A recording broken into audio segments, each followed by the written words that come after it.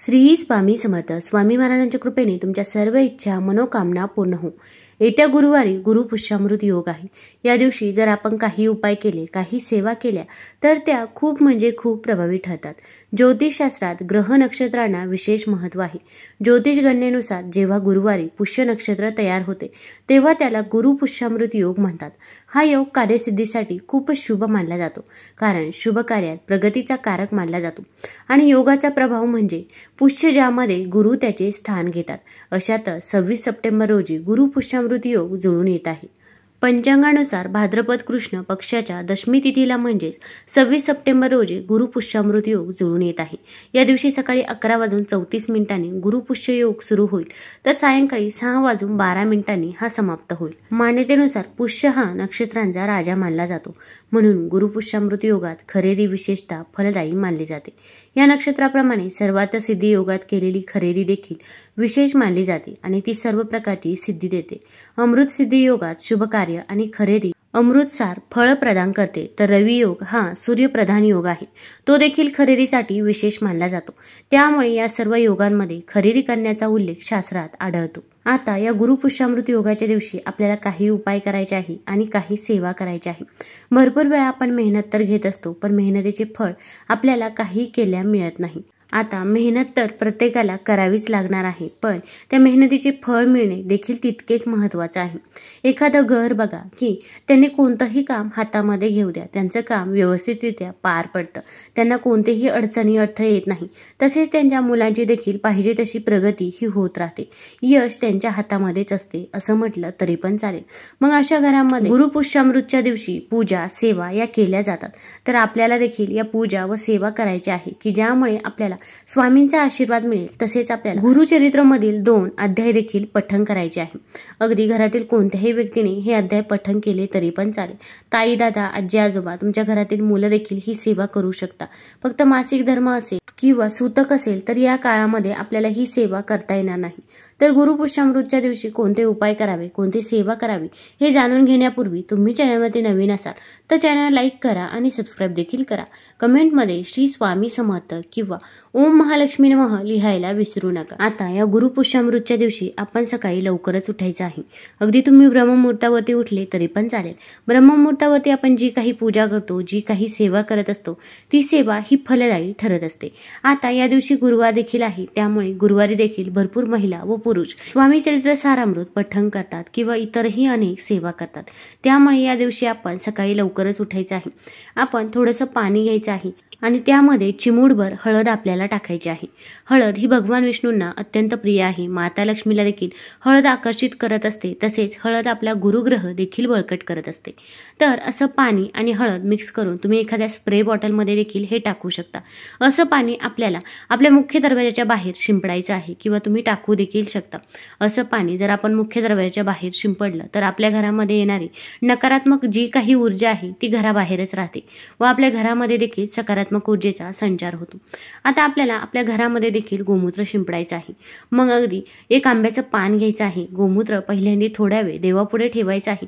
त्यानंतर आपण हे गोमूत्र आपल्या सर्व घरामध्ये शिंपडावं. मग बेडरूममध्ये, हॉलमध्ये, किचनमध्ये, फक्त बाथरूममध्ये आपण हे गोमूत्र शिंपडायचं नाही. असं गोमूत्र जर आपल्या घरामध्ये आपण शिंपडलं तर आपल्या घरामध्ये देखील नकारात्मक ऊर्जा दूर होत असते व आपल्या घरामध्ये देखील सकारात्मक ऊर्जेचा संचार होत असतो. आपले आजी आजोबा जेव्हा पण एखादं शुभ कार्य असेल तेव्हा गोमूत्राचा वापर हा करत होते. तर आपण देखील हे गोमूत्र घरी आणायचं आहे. अगदी जिथे पूजेचं साहित्य मिळतं तिथे तुम्हाला सहज या गोष्टी मिळून जातील किंवा अगदी स्वामी महाराजांचं केंद्र जर जवळ असेल तर तिथे देखील तुम्हाला गोमूत्र, गंगाजल, गुलाबजल, धूप सर्व गोष्टी मिळून जातात. तिथून देखील तुम्ही या वस्तू घरी आणू शकता. आता या दिवशी आपल्याला गुरुचरित्रमध्ये 2 अध्याय पठण करायचे आहे. भरपूर वेळा काय होते तर आपण पूजा करतो, सेवा करतो, पण आपल्याला फळ मिळत नाही म्हणून आपले मन नाराज असते. मग आपण सेवा करण्याकडे वळत नाही. पण आपण जेवढी सेवा करू त्याच्या कित्येक पटीने फळ आपल्याला मिळणार आहे. त्यामुळे सेवा करणे अत्यंत गरजेचं आहे. वेळ काळ कोणासाठी थांबत नाही आणि कोणालाही थांबवता येत नाही. कर्माचे भोग भोगूनच संपतात. भक्ती केल्याने संकट येणारच नाही असं कधी होत नसते, पण भक्ती करून संकटाचा वेग मात्र नक्कीच कमी करता येतो. जसं की जिथे हात जाणार होता तिथे मात्र बोटावर निभावलं. पण हे करण्यासाठी देखील स्वामी भक्तीत असावं लागतं. स्वामींवर आपली श्रद्धा आणि विश्वास हा अतूट असला पाहिजे. कधी कधी आयुष्यामध्ये खूप दुःख यातना सहन कराव्या लागतात. असं वाटतं की खरंच देव आहे का, इथपर्यंत शंका येतात. पण खरं तर हीच वेळ आपल्या परीक्षेची असते. विश्वास ठेवा, इथूनच स्वामी लीला सुरू होते. इथूनच खेळ सुरू होतो. फक्त विश्वास तुटू देऊ नका. आई बाळाला हवेत भिरकावते. काही क्षण ते हवेतही असतं, पण ते हसत असतं, कारण त्याचा विश्वास असतो कोणी आहे जे आपल्याला पडू देणार नाही. तोच विश्वास तुमचा स्वामीवर हवा. कधी कधी वाटतं हे कसं होईल, हे शक्य आहे का? पण लक्षात ठेवा की तुम्ही तुमच्या बुद्धीच्या कुवतीवर शक्य आणि अशक्य ठरवता. पण स्वामींना या जगात अशक्य असे काहीच नाही.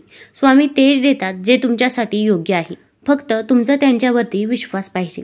आता या दिवशी आपल्याला स्वामी महाराजांची पूजा सेवा करायची आहे. माता लक्ष्मीची देखील पूजा करायची आहे. तसेच भगवान श्री गणेशाची देखील पूजा करायची आहे. आता या दिवशी गुरुवार आहे. आपल्याला गुरुचरित्रमधील 14वा अध्याय पठण करायचा आहे. गुरुचरित्रमधील 14वा अध्याय याचे खूप महत्त्व आहे. या अध्यायाचे वाचन केल्याने सर्व संकटे दूर होतात. या अध्यायात वर्णन केले आहे की गुरु नरसिंह सरस्वती यांनी त्यांचे शिष्य सायदेव यांना भयानक स्थितीमधून कशी मदत केली. आपल्या आयुष्यातील अडचणी, अडथळे तसेच येणारी संकटे दूर होण्यासाठी. तसेच आता प्रत्येक आईवडिलांची इच्छा असते की आपल्या मुलाची देखील प्रगती व्हावी. आपल्या मुलावरील संकटे, अडचणी, अडथळे दूर होण्यासाठी आपण या अध्यायाचे पठण या गुरुपुष्यामृतच्या दिवशी जरूर करायचे आहे. अगदी गुरुपुष्यामृत पासून रोज देखील तुम्ही हा 14वा अध्याय पठण करू शकता. मग आता गुरुचरित्रमधील 14वा अध्याय पठण करायचा असेल तर आपण गुरुचरित्रमधील पोथी घ्यायची नाही, तर आपल्याला केंद्रामध्ये गुरुचरित्रमधील 14वा अध्यायाचं पुस्तक मिळतं, किंवा तुम्ही कुठेही जिथे धार्मिक पुस्तकं मिळतात अशा ठिकाणी गेला तर तिथे देखील तुम्हाला गुरुचरित्रमधील 14वा अध्यायाचं पुस्तक मिळून जाईल. तर तिथून ते पुस्तक तुम्ही आणू शकता. त्यातून आपल्याला तो अध्याय वाचायचा आहे. हा अध्याय वाचण्यासाठी जास्त काही एक वेळ लागत नाही. अगदी 15 ते 20 मिनिटांमध्ये तुम्ही हा अध्याय पठण करू शकता. आणि ज्यांना वाचणे शक्य होत नाही तर त्यांनी श्रवण केला तरी पण चालेल. आपण देवघरामध्ये एक शुद्ध तुपाचा किंवा तिळाच्या तेलाचा, मोहरीच्या तेलाचा दिवा प्रज्वलित करायचा आहे. आणि त्यानंतर तुम्ही हा अध्याय पठण करायचा आहे. पठण करताना आपण आसन घेऊन बसायचं आहे. आपली जी काही इच्छा आहे, मनोकामना आहे, ती स्वामी महाराजांना सांगायची आहे.